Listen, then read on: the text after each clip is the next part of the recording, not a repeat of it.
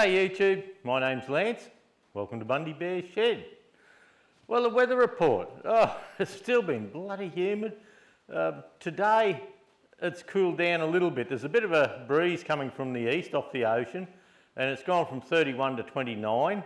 The humidity's not so bad yet, but yesterday, look, it was 31 yesterday and we had the breeze, but as the day got to about midday, breeze got bloody hot, and then we were watching TV last night and the breeze just died out and the humidity just built within an hour or two. We were sitting there watching telly with the fan on, sweating, and I said to Jude, bugger this. Went and had a shower, popped the aircon on and went to bed early, just to bloody cool down a bit. But anyway, it's been a busy week. Busy week running around town, and anyway, that's just how it goes. Yeah, we had to have a town day last week on the Monday, I think it was, and catch up with a bit of business stuff that we had to do. For the canopy bracket that I buggered up on the Massey Ferguson 20, last Monday I ended up ordering one of those. I looked at repairing it and it was a bit rusty and a bit dicky, and I thought, oh bugger it, I'll just buy a new one. And where it's a Bear Coast Senior canopy, and they have a 28mm bar, 1/8" bar front and back, and the back bar was okay, but the front one was all messed up. So anyway, I got one of the bent square frames that lifted the lid up, that bent it all, and the straight bit of the pipe, I've cut the pipe, the straight length of it was so long, then I chopped that in half, and I've got a bit of square box from the side pieces, and I've jammed it in each end, and I've got to weld it yet, but I'll show you that shortly on the videos. So yeah, the square, or the canopy mounting kit only came Friday, so I've been bugging around with that this weekend. The place needs slashing badly, but it's been that bloody hot, I haven't been wanting to sit on the tractor without a sunshade on it. So this week, hopefully I can get the canopy finished today, and I'll get going with get the slashing done and the mowing done and things like that. Last week we had to go into town and get some shelving for the #1 shipping container over at Kevy, Bundaberg Tank Makers, Kevy Beverage. That's where the club shipping container is, at the back of Kev's place, and he's kind enough to let us put it there. And it's been a mess for years, and we're trying to sort it out. And hopefully, I had Jude in town with me, so I picked up the shelving and I dropped it into the shipping container with Kev's help, and I rang Ed, the member that's sort of in charge of the shipping container. I've asked him would he mind looking after it, and he's happy to. So I dropped the flat packs in there, and yeah, so whether he needs a hand to assemble them or not, they're pretty easy. He's very handy, so I think he'll be okay. But anyway, I'm only on the phone if they need it. Yeah, one of the members, Jan, he had a Ronaldson Tippett flywheel, and he'd done a repair on it, and it was just a little bit wobbly, and he asked me, could he come out and could I have a look and pop it in my lathe, because my lathe's bigger than his. So we had a look at doing that, and then I pulled the gap out of my lathe, and one bolt was bloody tight. I don't know why they would have had to have it so tight.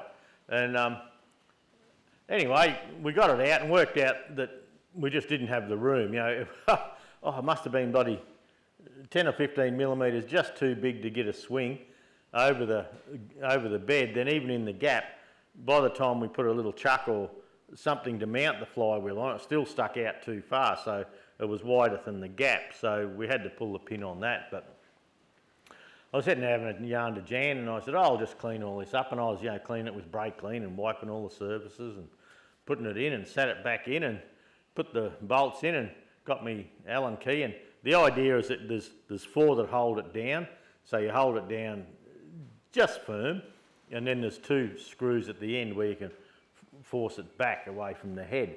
So I put the other ones on, and I just put the Allen key on one and the head broke off one of the bolts. And I thought, oh, you bloody thing. So anyway, I had to pull the gap out again, and I got the broken bolt out. And yeah, and Jan was there with me, and he's a mechanic from way back, and he said, look, you weren't even putting anything on it. I didn't, and so it must have cracked from when they did it originally. So that was another trip to town. Go to town and get some more bolts, and then I've got grade 8 ones now, and I've used some CRC never sees on them, and yeah, lubricated the threads and popped them in and put them down, and the bed's nice and lined up. There was a story, I had a bloke here one day and he's telling me, oh, you never pull the gap out of your lathe, it'll never go back true, and your lathe won't be true, and he's a fitter and turner, and he was working for another mob up at Rosedale, and he said, oh, they said you never pull them out, you bugger your lathe up, and I'm thinking, that's what they got them there for, you know, and I've pulled them out on all of my lathes, never had a problem. And anyway, I've run it on that one, and on the back I could barely just feel that it wasn't quite that in, so I popped it out and jiggled around and sat it down and soft hammer and made sure it was all home, and yeah, it's fine, good as gold. So yeah, they're the things that took up my week this week. I got the front weight mount on the 135 painted and fitted, I'll show you that. The seat brackets I was making for under the seats, you know, to put a suspension seat, say on the 65, or the main thing I did it for was to put a suspension seat on the Massey Ferguson 20, because slashing along on that old bucket seat, it was, I don't know, I just didn't like it. And I'm quite crunched up.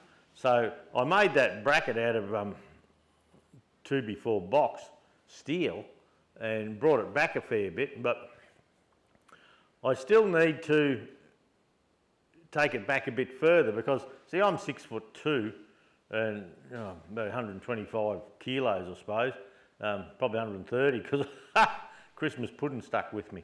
But I sit on the seat, and yeah, I sit up there, and I'm still, my feet are down instead of forward. So I think the next ones I'll make out of 100 by 100 box, and that'll get me up a bit. But by getting me up a bit, that'll let me put the seat back about another 75mm, which will help for me. So, but in the meantime, that'll be fine. Yeah, we'll just work with that. I've got a nice new seat on it and a seat cover from Sparex. Sparex bring out these vinyl seat covers for your wraparound seats, and they make the seats last forever, you know. Yeah, you normally get a little split in the seat and you get a bit of sweat, or a bit of rain comes in on it or something, but you put these little vinyl seat covers on, they're about, probably $100 maybe, I'm not sure of the price, and they make your seats last so much longer, and you can actually take them off and wash them if you should choose to. Doesn't happen here, but but we could if we wanted to, and yeah, they're just a good thing. So I've ordered another seat off Sparex for the 65, and the 65 sort of a bit spread out a little bit more. It's a better sitting position. So I don't know, one of the low ones might fit that, but we'll just see how that goes. Jude's had the Massey 148 out and about in the paddock, and yeah, she's got it parked out the shed. She says, oh, I don't want that battery to go flat. Do you think we should put it on the charger? And I said, well, we've got a smart charger here. So I said, well, you know, why don't we just park it up near the power point where I keep the John Deere 1640 battery charged. And I just put a smart charger on it every so often, and it just tickles them all up, letting batteries get down and then sort of, you know, really working when you wind the starter. That buggers them up. So Jude's got her 148 out there. We've still got the carry-all held up with a bloody rack with a strap. I don't seem to have time to get it in and fix those hydraulics yet, but anyway, not to worry, we'll get there. I'm finding in retirement, I'm getting a lot of little jobs, and you know, the honey-do list and things like that, but the club's keeping me busy, which is, you know, my own doings. I keep myself going there. But yeah, it's probably a day a week on the club roughly. Yeah, probably not this last week, but that'll be coming up. This week coming up, it's Monday now, and I want to get the Massey 20 roof done so I can slash the paddock, because, oh look, I don't think it'd be a metre high in places with this humid weather we're having, but look, it'd be bloody close. Yeah, it's really growing fast, and it's been this will be 3 weeks since I slashed the whole paddock, I believe. I think that's right. And yeah, the mowing needs doing, but I'll have to have the ute packed up this Thursday because Friday morning we're heading out of town. So I've shifted the camper trailer out. I've got the fridge cranked up and done things like that. The camper is up in where I park my Land Cruiser, up in the carport, so Jude can pack the fridge and just make sure we've got all the pots and pans and shit we need. And this coming weekend, we're going to the Kuya show. Now the Kuya show, it's a great little country show. Now Kuya is northwest of Brisbane and it's between Yarraman and Crow's Nest. Tiny little town, great pub on the corner there, and there's like a free camp out behind the pub so you can camp if you want to, but we're taking a machinery display and so we'll be camping in the showgrounds, in the Kuya showgrounds. So we're going to be over there Friday. Friday they often have the cramp draft. On the Saturday is the main show day, and I haven't been for a couple of years because it's fell when we were heading down to the Fergie fire-ups. So this will be the first time back for a couple of years. So yeah, we're looking forward to it. But last time there was a smash-up derby. This year I believe there's bronc riding and it's a round of the PBR bull ride series. So we're going to go over with the club. Davey Rocket, he always takes a tractor. Pinny, little family friends of Pincott, they usually take 3 or 4 tractors, and Ian's brother-in-law sort of runs it, or he's on the show society at least.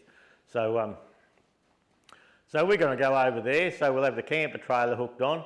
We're going to have the little 2 horsepower United engine hooked up to the little baler, and we're going to make some hay.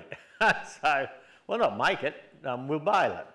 But I rang Ian, I was talking to Ian on the phone the other day, and I said, if they can supply a couple of nice bales of lucerne for me, I'll make the big bales into little bales for them, and then they can do what they like. I was telling you about last year at Bundy show where we raised $1,200 for the CWA. Now that was extraordinary. I don't think that will happen again. But it depends what they want to do. It's their hay. I just said I'll put on the display of baling it, then they can take them to the pub or just do whatever they like. Have fun with it. So I've only got a couple of days this week to get a few things done. The John Dudley's engine, the 1929 Farmall regular engine, it's gone home. John come up on Saturday, so there was half a day talking. And so, when the thing with the engine is, he took the engine home to Howard where he's got his tractor collection. He got like 50 or 60 bloody International Harvester products, tractors down there, and he's going to go and fit the engine, get it all coupled up. He's still got to get the radiator together, and he's having trouble getting the square head bolts. The blokes aren't talking to him properly at the moment, so he'll fit the engine to it. Then he's going to bring the whole tractor up here, and we're going to fit the magneto and just see if we can get it running, and get it running nice and easily and reliable. He's really looking forward to that. So am I, really. Something out of the ordinary for myself, and just a bit of fun helping a mate out. So that'll be good. But this week, in the 4 days, I've got to get to town for one. I've got to get over to the club shipping container and get some banners and club gazebos and that for the members to sit under while we're having a display. We've got a big one everyone says it's a bit hard to put up on your own, but I might take that because there'll be a few members there to help, so we'll pop it up and nail it down. So we've got some nice shade and it'll have the club logo on it, so that's nice. Anyway, we'll see if we do that or not. But we do have banners, club banners, and I've got to take a couple of fence posts. And club member Laurie, he was here the other day for a chat, and he's got a hand pump with a pot of water there, and we've got to have a star picket in the ground, and he's got it near the fence so the kids can pump the handle. And he said they give it some, and they try and pump the bloody bucket full. But of course, it's just recirculating water. So. And I think they're good for displays, things that engage the public. The kids can have a pump on the handle and see how fast they can get the water going. It's just all fun, isn't it, really? Yeah, so So next weekend, yeah, Friday, Saturday and Sunday we'll be driving home again. And then we've got that week. Then on Sunday the 2nd of March, we have a sausage sizzle in at Bunnings. So our club's got the opportunity to go and do that. Our club's done a few in the past, but Judy and I have always been busy and working, and we haven't helped them with it. But now we're not working, well, we can help them. So we're going to do that. Probably Saturday help fill the eskies up with ice and drinks and things. And then Sunday we'll be over there bright and early, getting set up to, yeah, do whatever they do. I don't know what they do, but oh, I'm about to learn, I feel, yeah. I went and got a bloody haircut. Go. Bloody fancy now, eh? But, yeah, I thought I'd better get a haircut. We're going away, talking to Dean from Queensland Tractor Spares the other day, and yeah, they're looking forward to coming away down to the Fergie muster.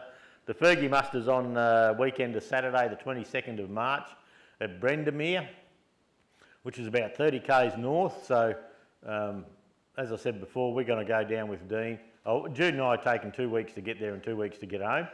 So, there'll be nothing happening in the shed. And just having a break. We've been retired, well, it'll be coming up 4 months. We haven't been anywhere. We've just been working and getting stuff organised and maintaining the place, and over the kids' house cleaning up. We got the air conditioners fitted in the rental house in town last week. 2.5 kilowatt units up in the kids' bedrooms upstairs. So that was $6,100. So there you go. There goes me bloody drinking silver. And so yeah, hopefully that makes them a bit more comfortable. It was hotter in the top there, but Jude said before I pack the ute up, she wants to run over there and do a bit more garden clean up, and I reckon I've got enough to do with my own bloody garden. These kids are bloody early 30s and bloody, they can clean their own garden up, I reckon. So anyway, we'll see. But yeah, so today the shed's still clean. I've swept it. I haven't had anything major happening apart from up near the door where I've been cutting, shutting and all that. And I'll take you up there and show you that. I'll show you the painted weight frame on the 135. It looks really good. I'm happy with that. The other weight frame that I've got on the bench that's a bit, I know it's a Sparix one, but it's a bit up the shit. Like, it's sort of pulled in the jig a little bit. I'm not 100% happy with it, but look, I might just put it on the tractor as a safety thing. Not get too excited about painting it, just bolt it up and leave it at that. Just as a protection from the front, because yeah, with the little Fergies and that, they've got no front protection at all, and yeah, you bump something, well, you damage bonnets and lights and things like that straight away. So anyway, that might go on this morning. I do have to finish that bar. Yesterday, I put the CRC rust converter right down through the pipes and tried to spray it everywhere and outside everywhere, and then I used the CRC black zinc on all the bars and all that. The front and back bars that come in the Bearco mounting kit, they have like a rough powder coat finish on them, so they're good. I've got the new clamps in the kit. I just have to clean the canopy a bit and put the front and backs in, then I can dump it up on top there and yeah, bolt the clamps on, and I've got a roof again, so I can drive round and round in circles with a big grin. But anyway, apart from that and having visitors and things like that, yeah, not a lot other has happened in the shed. Yeah, I haven't had time just to sit. I'm really looking forward. Jude and I were just saying last night, we're so sick of the humidity, you know, like, and it's just well, talking to John Dudley the other day and Jan and a couple of fellas that come in for a yarn, and you say, well, yeah, it's been a bloody hot summer, and they say, yeah, the humidity this year has been worse than what we can remember in recent years anyway.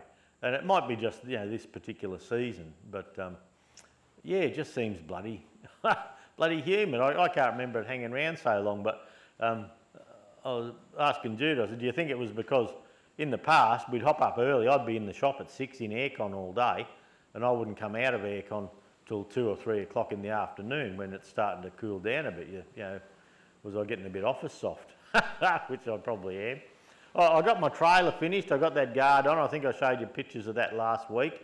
What I didn't show you last week was on my foot here, I had my safety welding boots on, and a bloody hot ball of galvanising rolled off the bench and hit me in the foot. And because of the furry type edge on my thongs here, it held it there. And of course I kicked me bloody thong off and did a bit of a dance, got it off, and but geez, it burnt deep. And so now I'm having trouble with my thongs. I've got to have a band-aid across there because my thongs rub on that spot and make it raw. And I've tried my boots, and the boots, I don't know, the boots seem to bug around with it too. So that's what I get for having my safety thongs on, not my proper footwear. And yeah, my own fault entirely. But anyway, that's just what happened on the day. And yeah, had me doing a bit of a two-step, jumping around. But yeah, it's still sore a week later. It hadn't been infected. We've kept it clean and kept covers on it and things like that. But yeah, walking around with my thongs, it's not the best idea really. So it's one of these, put your boots on, do as I say, not as I do things. So anyway, it doesn't matter. I should survive. But look, that's it for this week. I'll take you for a little walk and just show you what we're doing. The lifting jib that the Kempy's made for me. I've got it rust primed sitting out the front. I could only just put it out. The stands it's on, I had the far more regular engine on, so I couldn't get it up where I wanted it to paint it. And I could have painted it on the forks, but I chose not to. Oh, I hooked the Starlink. I've put the Starlink dish on the top of the ute and I've activated it. I had 190 megabytes per second download here yesterday, and I've got it plugged in. There's a 12-volt cigarette lighter plugged near the fridge, but I had to buy a thing off Amazon that boosted it up, boosts 12 volt to 20 volts, and I think we're using 20 watts there for a little while when it boots up, but then it backs off. And yeah, look, it's working really well. It's a little bit heavy on the batteries. Like we have an 100-watt solar panel on the roof on the front of the canopy, and when it's just the fridge running, which is an intermittent 4 or 5 amps draw, it lasts fine. But I left the Starlink on right through the day for 3 days. Well, I did turn it off overnight, but and it was barely keeping up. I wasn't driving around anywhere. Oh, one day we did go to town for a drive. I soon spent half my life in town the other day, last week. It may be the same this week yet. We still have a bit to do.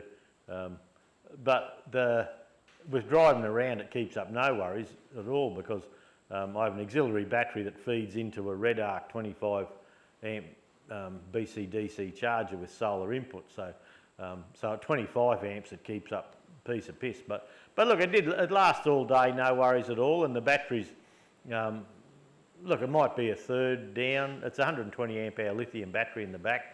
And look, it's probably a quarter down by the end of the day. It doesn't quite keep up. But yeah, yesterday I just left the Starlink off and the battery caught up, no worries at all again. So, but that'll be fine. Like when we're on the road, driving around, we'll have the 100-watt solar panel on the front box, and then we have another 160 on the back box. So that gives us 260 watts. And out in the sun, we're feeding in about 13 amps. Yeah, I think it's showing amps. Yeah, about 13 amps, 14 amps of power.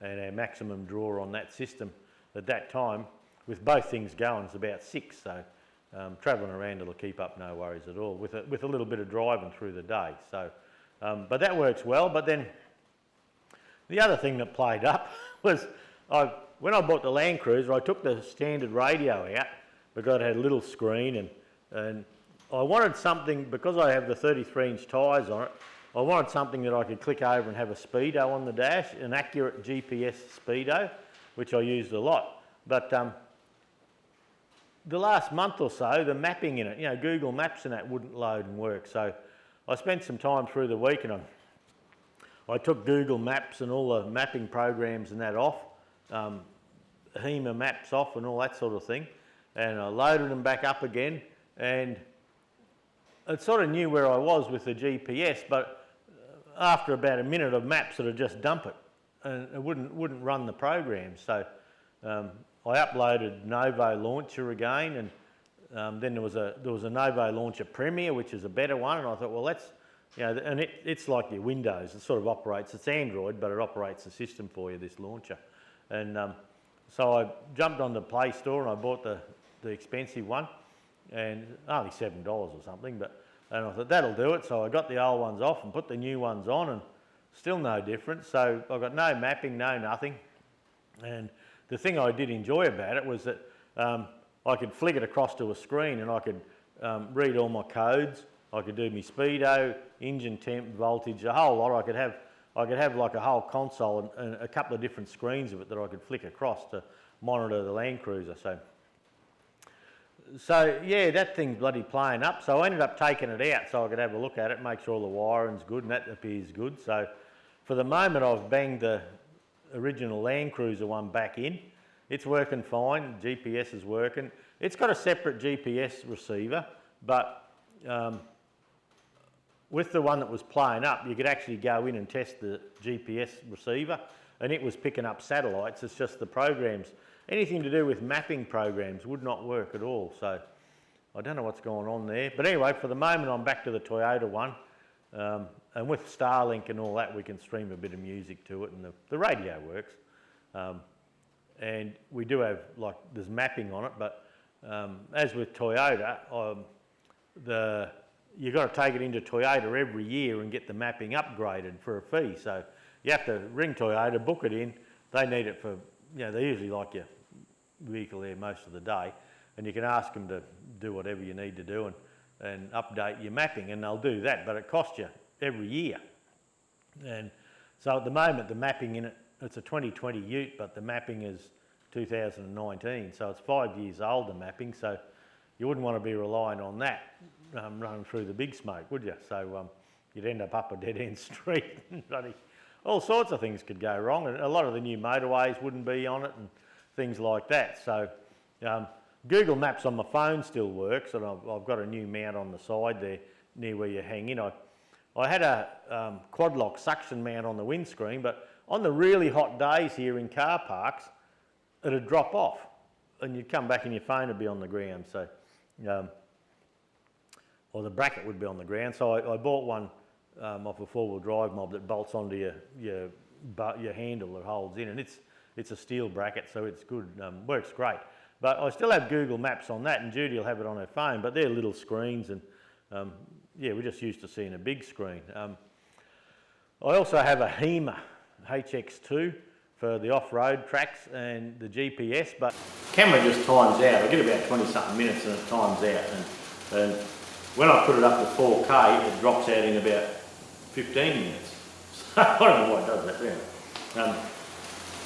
But yeah, my HEMA HX2, I used to keep it updated because when I go into the carport at home there, it picks up the Wi-Fi from the house.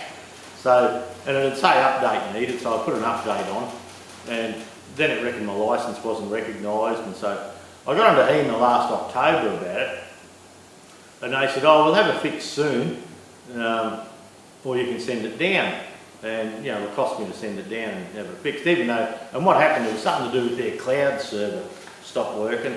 The people running it just shut it down without notifying them. So I said, look, no worries, if you have it fixed within a month or two, that'll be okay. But I've been keeping an eye out for it and nothing's happening. So, and I took it out of the car because to start it each time, you had to be within Wi-Fi or hit up a Wi-Fi hotspot, and then it'd check for your licence, then it'd say your licence is invalid, then you had to change screens and muck around. It was just a big pain in the arse.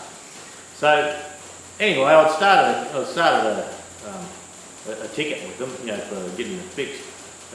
Nothing happened, and I sent them a letter on a ticket saying, you know, well, if I've got to pay for it, I'll pay for it, but see what happens. But what they've got now is for $99, you can they'll send you an airbag, pick up your HX2, they'll take it to Brisbane.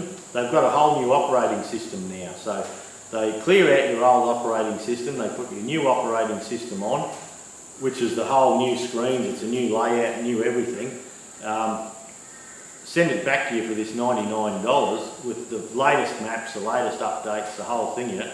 And they'll start you with 3 years warranty again. So your warranty starts, because mine was about 18 months old. And it was just the update corrupted it, and people were having trouble everywhere. So anyway, so I ended up agreeing to pay that $99, and we only sent that away on, we got the airbag Friday, so we sent that away on Friday. So I'm hoping we get it back before the end of, before March 7th, because we're driving out on March 9th to go on our holidays. So anyway, we'll see. They've got a couple of weeks, few weeks to do it, but I'll just see how it goes. But yeah, just as Jude was saying, like the dash unit in the car was about $2 grand when we put it in, and she said, yeah, pretend it's a laptop, 4 or 5 years is about how long they last, and it's that old now, 4 years old, and I'm looking at perhaps doing something else, putting a Kenwood or an Alpine in or something, but it's just bloody money, you know, it's another $1,000, and so anyway, we'll see. I want to wait until I get the HEMA back, and if the HEMA comes back good, you know, and we can update it. And the thing with the HEMA is because you could hook into your Wi-Fi, you could update all your road maps all the time and things like that, so you can keep it current. And people used to say they're a bit slow and things like that, but I never noticed that. I just had it on the dash, and it used to give you speed warnings, and you know, you could set your upper speed and a bing bing bing, you know, speed exceeded and things like that, which I found handy. You know, it builds up areas and things like that. So the HEMA's away, so yeah, it's yeah, I don't know if they'll have it back in a fortnight or not. It's only got to go to Brisbane, so they'll probably get it this week, and if they can shuffle it through, I don't know. But anyway, we'll just see.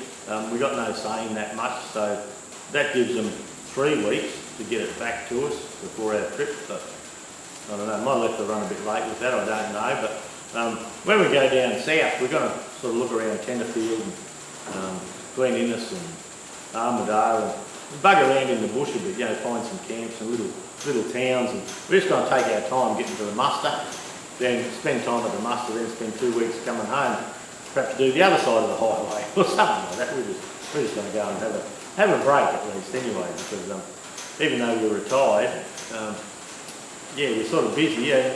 Like over Christmas we had the kids a lot, say the kids going into care through the day, things like that. So we go after the muster, we've got to get back by school holidays because we're on kid duty again. So see if we can get the boating. Young Harry love to go fishing, and because of the flooding we've had a lot of fresh in the Burnett River, but they're saying with the full moon recently, the king tides have cleaned the water up a bit, so it might be worth popping it in. But anyway, I've cracked on enough.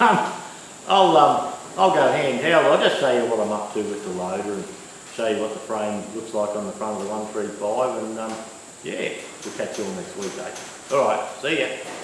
Okay, just to show you the floor's still tidy. Yeah, we're doing alright. It all runs amok a bit up here further, around that bench, but look, we won't just look there at the moment. That's the bar on the front of the Massey 135. I've got the number plate there. I might have to put the number plate on the bottom of the grill there where that cranking hole is. I went to a lot of trouble to put that cranking hole in. Be ashamed to cover it up. But yeah, look, it's a nice frame. It gives us nice protection out the front there. Yeah, so anyway, that's what I chose to do, just to give it a bit of protection, and it gives us another option for tying it down. So yeah, it looks good, I reckon. I'm quite pleased with that. That's a Cat 2 lower linkage pin in it from Sparex, so yeah, that'll give us another tie down option. So when we come over here,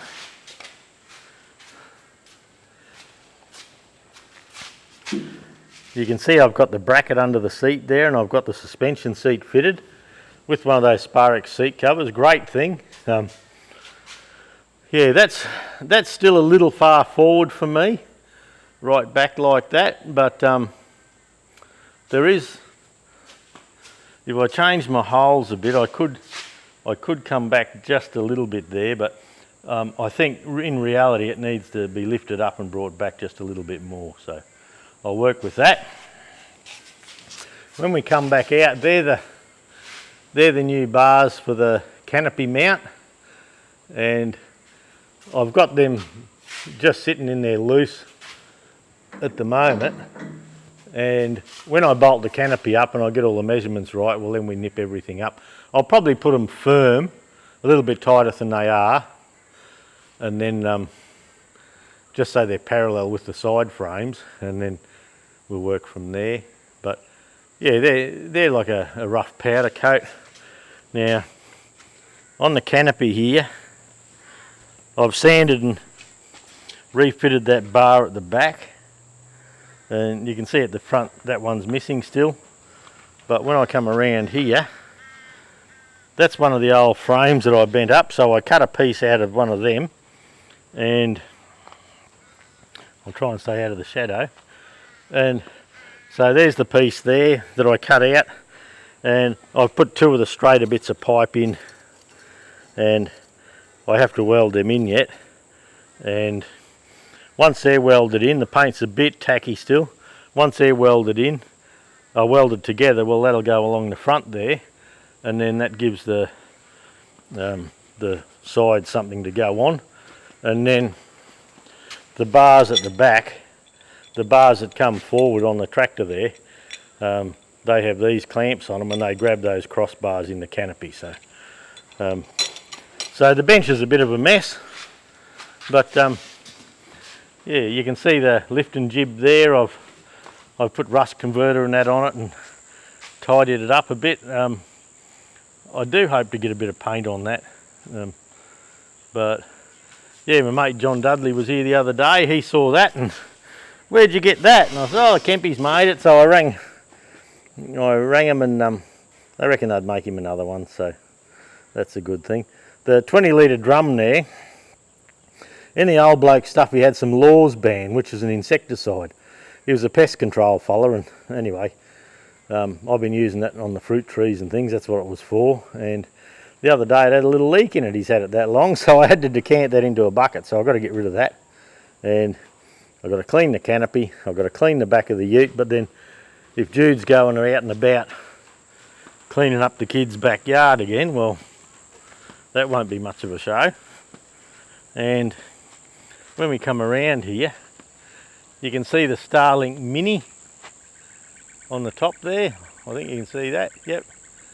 And yeah, that's working a treat. I was worried about that aerial there, which is a Cell-Fi Go phone booster. I was worried about that playing up with it, but it doesn't appear to. And I've got the bracket there, so when we're not using it, I can undo the Starlink and I can pop it back inside out of the way and not worry about it, you know, not have it out in the weather. So yeah, well, I've actually got to get the ramps and load the engines and the baler all up on the back, and yeah, get ready for going away this weekend. So probably give the old girl a wash too.